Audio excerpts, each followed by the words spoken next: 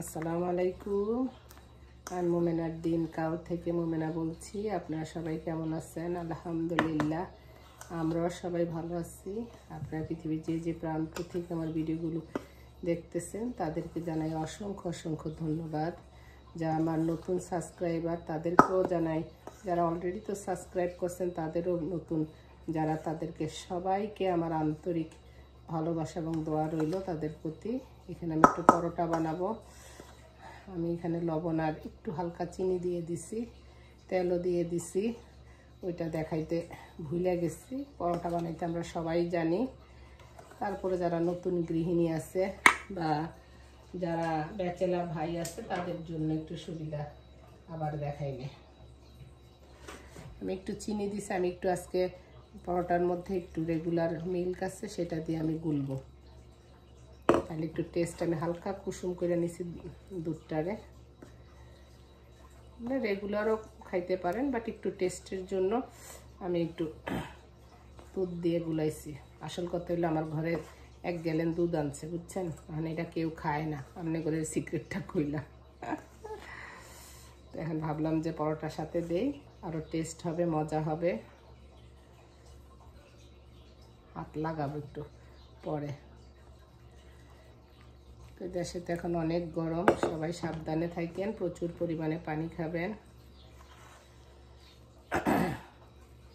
ছাতা নিয়ে বের হয়েন, রৌদ্রটা গায়ে লাগাইতে দিয়েন না।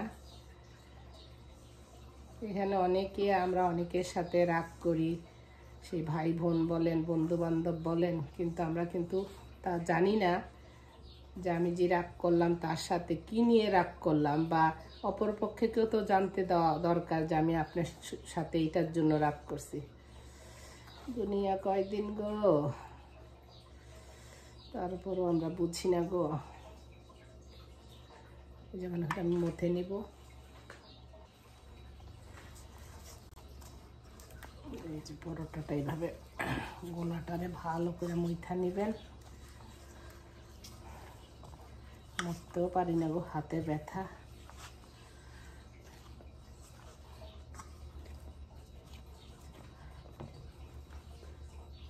একটু হালকা তেল দিয়া ইংলিশে কি করে রেস্টে রেখে দিব, 5-10 মিনিট পরে যায় বানাবো, তাহলে পরোটাটা সফট হয় এবং খেতেও মজা হয়। একটা ঢাকনা দিয়ে দিব।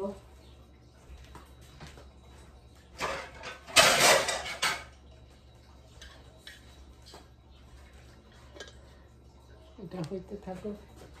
এদিকে আপুরা আমি কি করছি জানেন, এখানে আমি আপনারা যে চিকেন ঈদ চলে আসতেছে, ভাবলাম যে একটু কাবাব বানায় ফেলি। এখানে আমি চিকেনের ব্রেস্টের পিসগুলো তো খাওয়া হয় না, সেগুলি দিয়ে বুটের ডাল দিয়ে যত ধরনের মশলা আছে সব দিয়ে, আদা রসুন সব কিছু, পেঁয়াজ টেয়াজ সব একবারে দিয়ে দিছি। এখানে আর পেঁয়াজ বা রেস্তা টেস্তা কিচ্ছু দেওয়া হবে না। এখন এগুলি ব্লেন্ড করব, তারপরে বানাবো।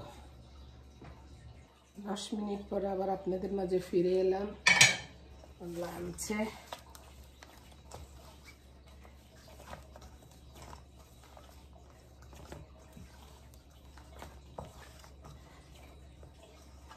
পরোটা তাড়াতাড়ি করার জন্য 3টা পাট করে নিব।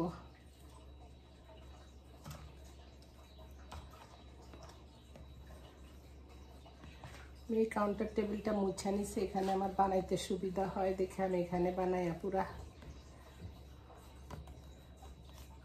বেলুন পিড়া সবই আছে, ওগুলি থেকে এখানে বানাইতে বেশি সুবিধা। এটা হলো তাড়াতাড়ি টেকনিকটা পুরা।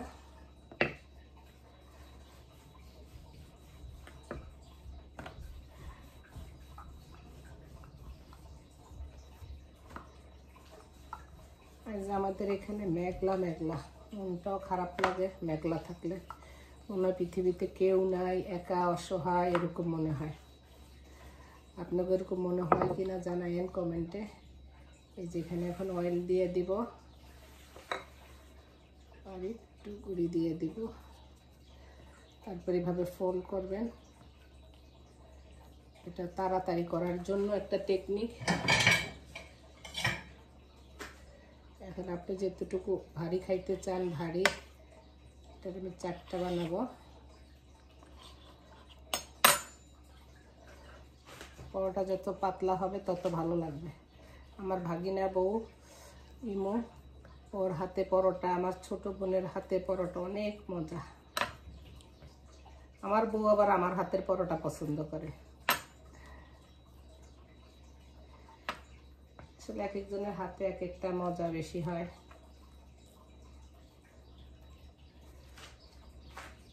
এখন কত ইজি করে আপনাদেরকে দিলাম না, একসাথে আপনার 4টা পরোটা বানায় ফেললেন। আরেকটা নিয়ে নিলেন, সুবিধার্থের জন্য আবার দেখাইলাম।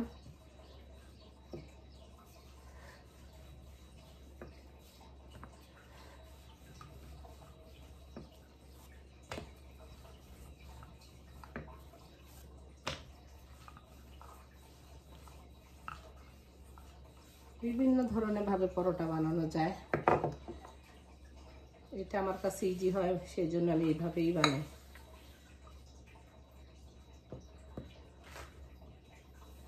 এখন এইভাবে ফোল্ড করবেন,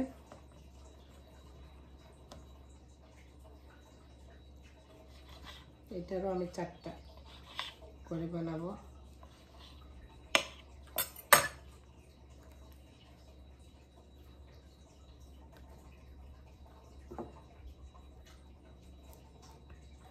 তাহলে একটা লেয়ার পড়বে, বুঝছেন?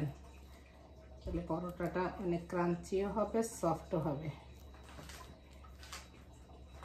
এইভাবে আমি বাকিগুলো বানিয়ে নিব।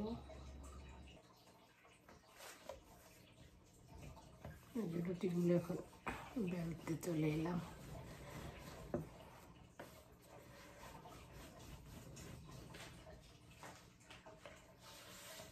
দুই একদিন একসাথে বানিয়ে রাখলে আবার দুই একদিন আপনি একটু আরাম করতে পারলেন। আরে চট করে একটু ভাজা দিলেন। অনেক সময় রাত্রেও ছেলের খিদা লাগে, কিনা তো রাখি, ওইটা যখন একদম বেশি কাজ করি তখন ছেলেরে বলি তুমি ভাইজা নাও। দেখছেন কি সহজে আপনাদের একটা টেকনিক শিখিয়ে দিচ্ছি। একসাথে আপনারা 4-5 বার বেলতে হইল না, একবারে বেললে আপনার 4টা পিঠা বানাইতে পারলেন। একটু কষ্ট হইলেও হাতের পরোটা খাইতে তো অন্যরকম টেস্ট। আরে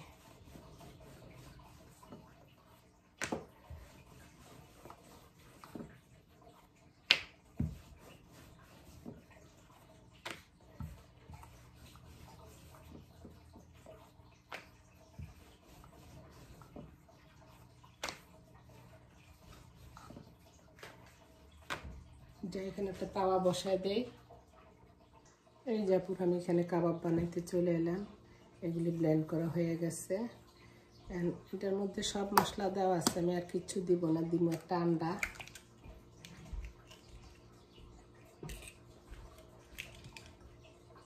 আর দিব 2 ফালি লেবুর রস, এটা স্মেল ভালো করবে।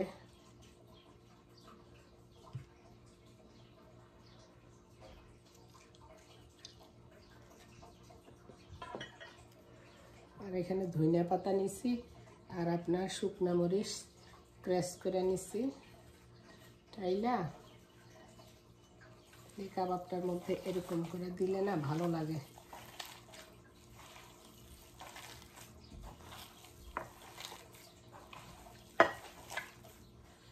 চলে আসে, ভাবলাম যে আজকে একটু অবসর আসছি, তাহলে বানিয়ে রাখি। গেস্ট আসছিল যে মাংসগুলো ব্রেস্টে জমায় রাখছি, কিন্তু ব্রেস্টের পিসগুলো কেউ খাইতে চায় না। তখন আমি স্যান্ডউইচ বানাই, কাবাব বানাই, এটা সেটা বানাই, এগুলি শেষ করি। এটাও আপনাদের একটা টেকনিক শিখিয়ে দিলাম। যেমন দুধ আনছে, ভাবলাম পরোটার ভিতরে দেই, সেটাও কাজে লাগবে। এমন পরোটা তো দুধ দিয়ে গুললে অনেক মজা লাগে, টেস্ট লাগে। আরে আমি কড়াইয়ের মধ্যে মাখতেছি, আমি আর অন্য পাত্রে নিই না। অন্য পাত্রে নিলে সেটা আমারই ধুইতে হইব।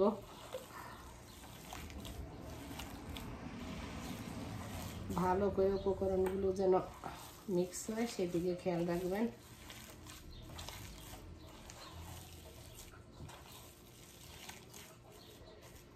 ছোট ছোট আপনারা যেরকম খাইতে চান, বড় খাইতে চাইলে বড়, ছোট খাইতে চাইলে ছোট, এইভাবে ভালো করে পিড়া করে নেবেন, কাবাবের শেপ দিয়ে নেবেন। আর তারপরে একটু ক্রাঞ্চি ভাব হওয়ার জন্য এখানে ব্রেড ক্রাম নিয়ে নিচ্ছি, সেই ব্রেড ক্রামের মধ্যে ইয়ে করে দিবেন। আপনারা এইভাবে সংগ্রহ করে রাখতে পারেন, যখন গেস্ট আসবে ভাইজা দিতে পারলেন। অনেক সময় আপনারও নিজে মনে চাইলো ভাইজা খাইতে পারবেন। আর এই যে আপনাদের সুবিধার্থের জন্য আরেকটা বানিয়ে দেখাইলাম। এইভাবে এটা একটু গড়াগড়ি করে দিবেন। আমি বানাইতেছি ঈদের জন্য, ঈদ তো এসেই পড়ছে, বুঝছেন না?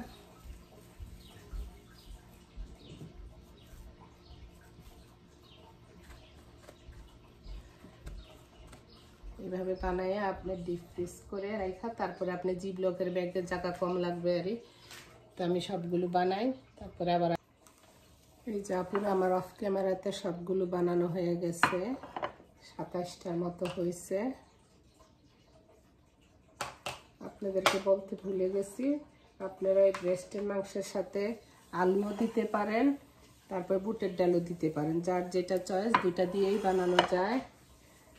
সব মশলা আমার ওই যে বেরেস্তা করে দিলে আমার ছেলেও কামড়ে পরে, হেও তাগো দোষ, তারা যে জ্বালান জ্বালায় বাপে পুতে বানাইলাম। যে এখানে সব ভৈরা টৈরা গেছে, এখন এটা ক্লিন করে নিলাম। এখনো নাস্তা খাই নাই, চলেন নাস্তা খাই। হয়ে গেছে, আন্ডা হুস করিলই।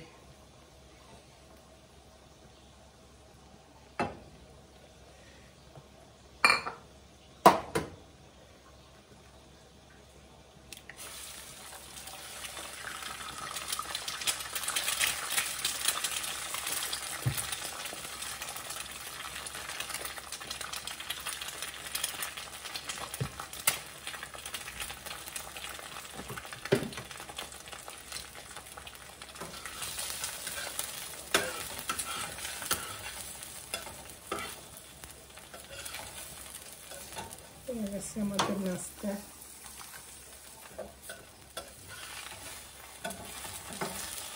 না, তুমি আন্ডা ভাঙো না। খাবারগুলো হয়ে গেছে, আমি কি চাটা ঢালবো। আমাদের নাস্তা রেডি, চলে আসেন আমাদের সাথে নাস্তা খাওয়ার জন্য।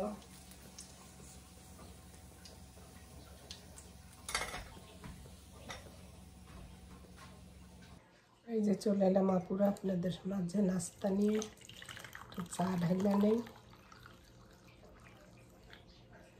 দুধটা ফালামু, ভাবলাম যে চা, আমার জামাই আবার চা লাইক করে না।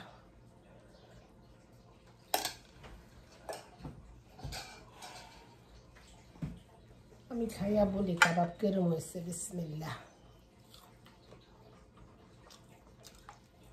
খুবই মজা। যে রান্না করে সেই কিন্তু বলতে পারে তার রান্নাটা কেমন হয়েছে অন্য মানুষের রিভিউ দেওয়ার আগে। আপনি যখন পরীক্ষা দিবেন,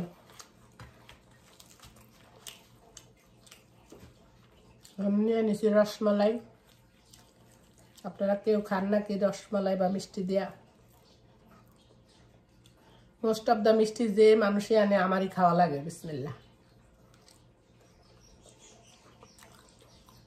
আর এখানে একটা বইনে চেরি গার্ডেন গেছে, চেরি দিয়ে গেছে। পরোটাটা অনেক মজা হয়েছে, সফট। আপনারা এইভাবে বাসায় পরোটা বানায়, কাবাব বানায় খাইতে পারেন। আমার ভিডিওটা এখানে আমি শেষ করলাম। যদি আমার ভিডিও ভালো লাগে বা আমার ভিডিওর কোনো অংশই আপনাদের মন যদি ছোঁয়, তাহলে প্লিজ লাইক করবেন, শেয়ার করবেন। আপনার একটা লাইকে আমার ভিডিওটা অন্যের কাছে পৌঁছতে সাহায্য করবে। যখন আপনার সময় হয় তখন আবার ভিডিওটা দেখেন প্লিজ। চা পানিয়ে নিলাম, চাটা দেখি কেমন হয়েছে, দারুণ হয়েছে। চা পাতাটা তো ভালো না, তারপর গ্রামটা একটু একটু ভালো হইলে ভালো একটু। তো ঠিক আছে, আল্লাহ ভালো রাখুক, ভালো থাকেন। আল্লাহ হাফেজ। ইনশাল্লাহ নেক্সট ভিডিওতে দেখা হবে, কথা হবে। আপনাদেরকে যারা যারা নতুন গৃহিণী তাদেরকে দেখাই দিলাম পরোটা বানানোর ইজি পদ্ধতি আর কাবাব বানানোর। আপনারা এইভাবে বাসায় বানিয়ে খাবেন, ফ্রোজেন করে রাখবেন, বা গরমের দিনে একসাথে একদিনই আপনার এসি রুমে বইসা পরোটা টোটা বানাইয়া তারপর আর 2-3 দিন আরাম করে খাইবেন। আল্লাহ হাফেজ। আসসালামু আলাইকুম।